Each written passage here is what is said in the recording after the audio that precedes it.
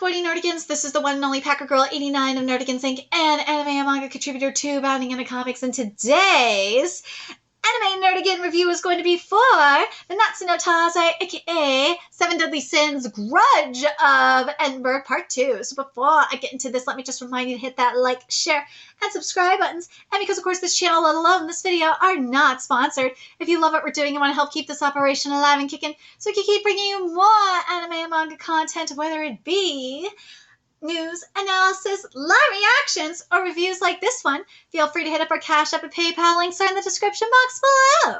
So, okay.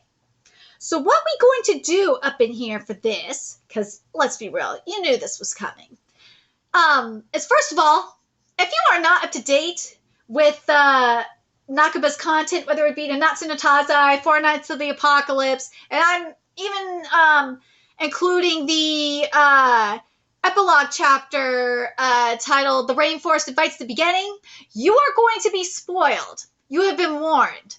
So we're going to talk about the content as it pertains to the continuity, because why it is canon this movie is, that is why I tortured myself with this. Tortured myself with this art and animation. Holy shit. We will get to it as it pertains to the canon. Because my God. Nakaba, I am sorry. I am sorry that these motherfuckers continue to bastardize your art like this. You deserve better. Also, we will discuss what needs to be in part 2. There's a couple of things in particular that need to be in part 2, or I will be absolutely furious. But anyways, first of all, the start of this movie, yeah, it definitely takes place before the Rainforest Invites the Beginning, like not too long before the Rainforest Invites the Beginning, because Bond reveals that, and I'm kind of pissed that we don't get to see this. Maybe we will in part 2, or maybe it just needs to be its own separate movie or something, because I want to see Lancelot's perspective, or his story going into Four Nights of the Apocalypse, because his story is very interesting. That's why I'm like, I kind of wish this will be in part 2. I'm hoping it's in part 2. Because what Bond says is that when Tristan struck him and gave him that mark, that his powers activated. So it would have been nice to have that reflected. It was not. Why was it not? Yeah. Why? Because Nakaba, you should have probably been more specific in the script, because these motherfuckers need to have everything spelled out for them, because they don't read your freaking source material. They do not, unfortunately. Nope. Right, Keith? Get out of there. But the other problem I have with the animation for this in particular was Lancelot's design. Lancelot, at this point in the continuity, he is supposed to be a lot more feminine looking. His hair is supposed to be longer, it's supposed to be light, flowy. He's supposed to be short. He's supposed to look shorter than what he looked like in the anime, and he's supposed to look very feminine, and he gets confused for a girl a lot. Yeah, he's considered a trap, so to speak. And yeah, we did not get this, and the voice actor was horrible. That was a horrible fucking choice. Whoever decided to do that, that was stupid. And you are a horrible person for that and should be fired. Director, you might be in trouble for this too. I hate that decision in terms of the voice acting. In terms of the art and animation, fuck you guys. Seriously, why'd you do that? Why would you do this to my baby Lancelot? He's an adorable little trap until he cuts his hair. Why would you do this? That was not Lancelot. That was not Lancelot. That was some motherfucker that put like a helmet, a hair helmet on, trying to be Lancelot. That was not Lancelot. No, that was not Lancelot. No. He looks way too mad. And the funny thing is that Bond, when we saw him, looked way more feminine. He didn't look at like that gruff, masculine Bond that we see in The Rainforest Invites the Beginning. No, he looked way more feminine. That really pissed me off too. But the other thing that kind of bothered me is the spear. he makes the spear in the manga. So I'm like, okay, this either has to be a complete retcon or Lancelot just has like multiple spears. Something is Nakaba. I would like to know this. The other thing that kind of bugged me was the animation for how, and this bugs me both times, is the art animation for how Tristan blacks out. I do not like it. Because remember how thick the line work is for the demonness of it all. It should be thicker, and it was not. And it was just like this weird film, and I was like, the fuck is this? Something that I thought was interesting, and when I covered the preview for it, it didn't surprise me, is that as how Tristan and Percival's storylines are they parallel each other, because one, you have Gowther be the first 7 deadly sin that they encounter and work with. 2, you have Lancelot is in disguise, whether it be for sin in Four Nights of the Apocalypse or the stupid ass fairy up in here, and of course they reveal themselves when said knight is in danger. So yeah, there is that. Let's see. Oh, there's Dolcemonte as well. That's the other thing that they have in common is they encountered 2 of the demons that we see Percival encounter, like Dolcemonte. They're up in this anime too. Yeah, I noticed it. But and also that Staff of Chaos. Yeah, we've seen a similar Staff of Chaos with Ardbeg, and it raises the question: did Arthur, or in this case, did Priest, as Arthur's proxy,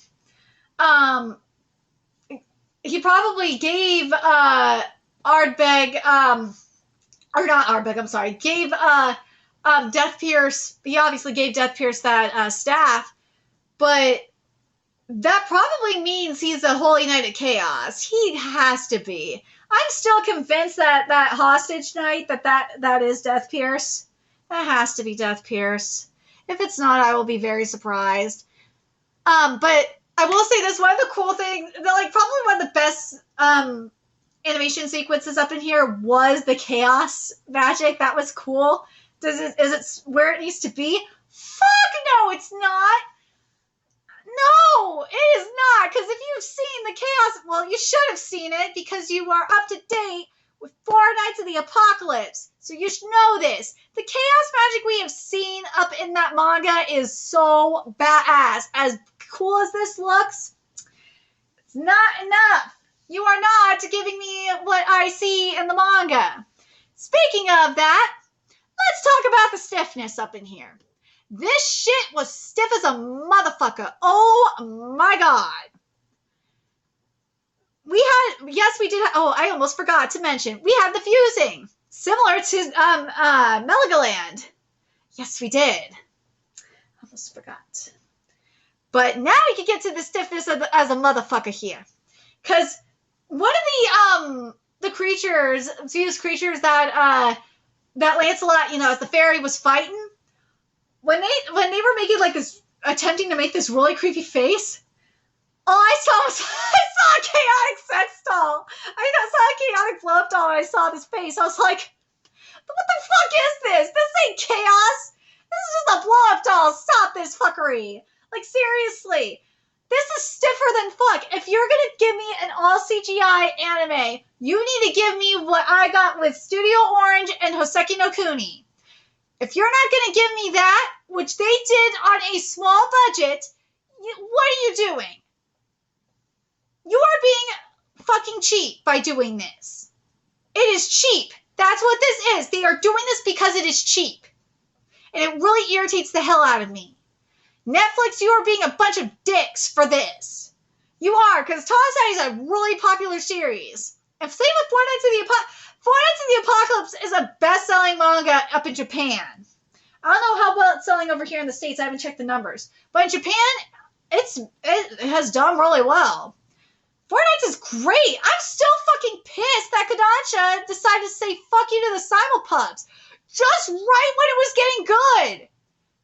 You know, I just realized when they did it, it was right with the Jericho chapter. They did it right when the Jericho chapter came out. I just realized that. Oh, God. They just didn't want to deal with the fallout from it. Bitch, you're going to deal with the fallout from it no matter what, Kodansha. You're damned if you do and damned if you don't. But that, oh, God, that's a whole other rant. Is fucking Kodansha's fuckery. Ugh. If you want me to do a full-on rant video on my problems with Kodansha, I have tons of problems with Kodansha and how fucking stupid they are. Let me know and I will do it. But let me get back to the stiffness here. The thing is that it's not Berserk 2016 stiff, no.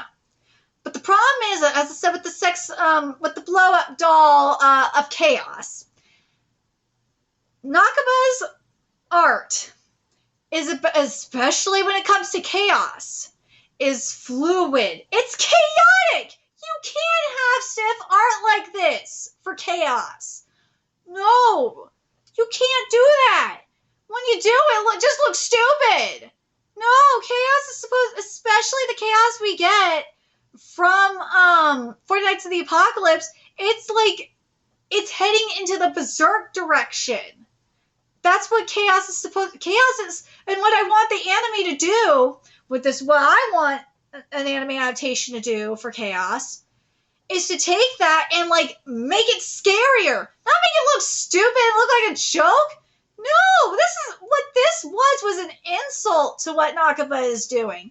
I want it to be scarier, not look stupid. What the fuck is wrong with you people?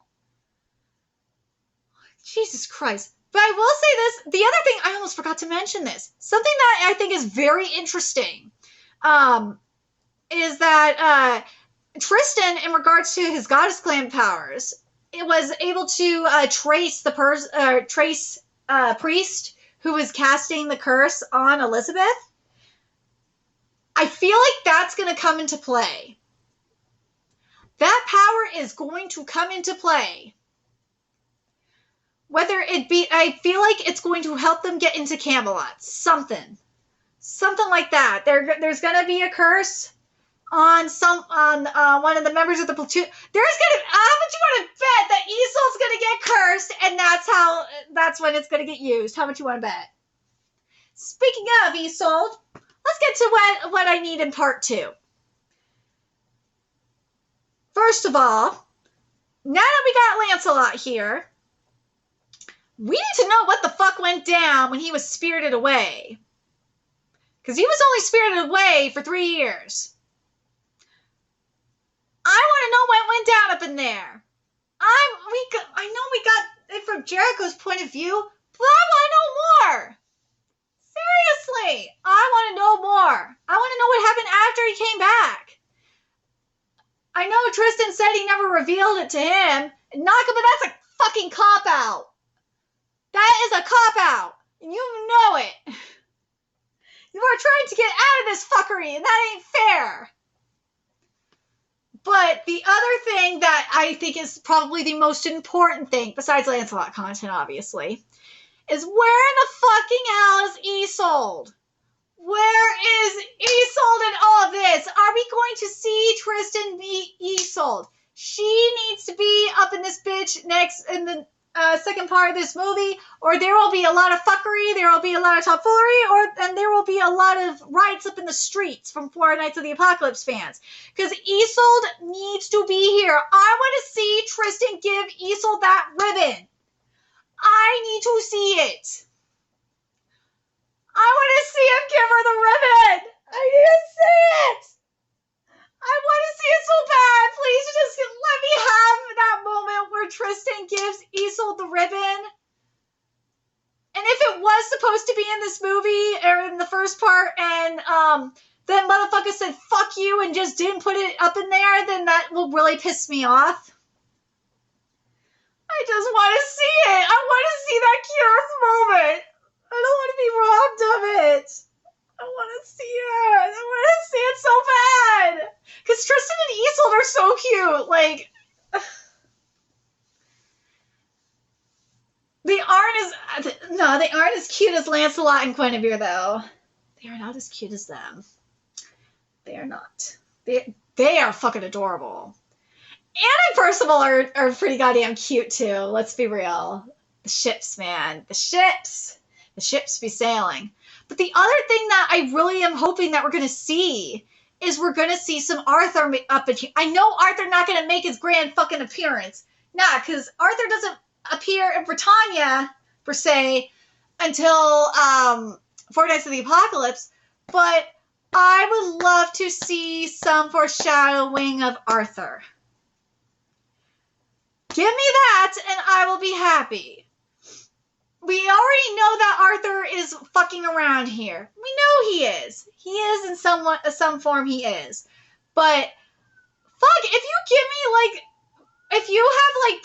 if you have Priest here, if Priest is like the Oracle, like I think Priest is, and have it to where Priest is like, okay, these are the four nights of the apocalypse are coming, and Priest be the one to like go and be like, okay, I gotta go warn Arthur on this. I gotta go warn the king that they're coming, and like go back to Camelot and to deliver the prophecy. If you give me that at the end of the movie, I will be happy with that, and that will confirm what I thought about Priest. That would be a plus. So I think that is probably, if Priest doesn't die, which I kind of hope isn't the case. I hope Priest doesn't die. I think Death Pierce would be held hostage, but if Death Pierce dies and Priest lives and Priest is the Oracle that is, delivering the prophecy about the Four Nights of the Apocalypse, that I could actually believe. I could fucking believe that. If both don't die and, Death Pierce gets taken captive and whatnot, and Priest still gets to do their thing and, deliver the prophecy about the Four Nights of the Apocalypse, I'm down with that too. But that's how the movie needs to end, is with Priest going to deliver the prophecy about the Four Nights of the Apocalypse. If that does not happen, then there will be definitely some fuckery, tomfoolery, and bullshit. Because that's the best way to introduce the Four Nights of the Apocalypse. How would you not introduce it that way? But anyways, I'm very curious what you guys thought of this movie. For me, I'm happy with the writing for the most part. I'm not happy with the art and animation. I am not. I hate it so fucking much. I've been put through torture. Ugh. Why are you doing this to me? Nakaba, you better be giving me some good content from Four Nights of the Apocalypse. Nakaba, you better be giving me a manga adaptation of this. I need a manga adaptation of this, and I need Lancelot content. Lancelot midquel that explains why he got spirited away. I need something to make up for this fuckery that I've had to endure. Seriously. Ugh. I need it so bad. Please, I am begging you, Nakaba, please, give me something. Something! I'm not getting paid enough to be tortured like this. Oh my god! If I end up homeless after being tortured, that'd suck. Ugh. But anyways, I'm very curious what you guys think. What you guys think of this movie? Were you guys tortured by the visuals like I was? Were you guys pissed off by how Lancelot was depicted? I'm so mad. They ruined my boy. Why? If Four Nights of the Apocalypse is going to be adapted in this art and animation, I am not going to watch it. There's no way in fucking, unless there's a lot of donations up in here, there's no way in fucking hell I'm going to subject myself to that torture. I do not want to see this art bastardized. No. The same thing goes with like other series like Hell's Paradise, Shikakuraku and all that. Unless I'm getting paid more for it, there's no way I'm going to subject myself to this. No! As much as I love Kaku, in regards to Hell's Paradise, Shikakuraku, as much as I love Kaku-sensei, it's not worth it. It's not worth being tortured like this if I ain't getting paid for it. I'm paid enough for it. Ah! Let me know your thoughts in the comment section below what you guys think, and remember to like, comment, share, and subscribe to Nerdykins Inc. if you love what we're doing and want to help keep this operation alive and kicking so we can keep bringing you more Fortnite's content. A few ways you could do that: donate to our Cash App, PayPal, Patreon, purchase something off our Amazon wishlist. All that's in the description box below. Also, make sure you follow us on Twitter, Twitch, Discord, friend us on PlayStation Network. That's in the description box below as well. Till next time, Nerdykins, I will be seeing you later. Bye!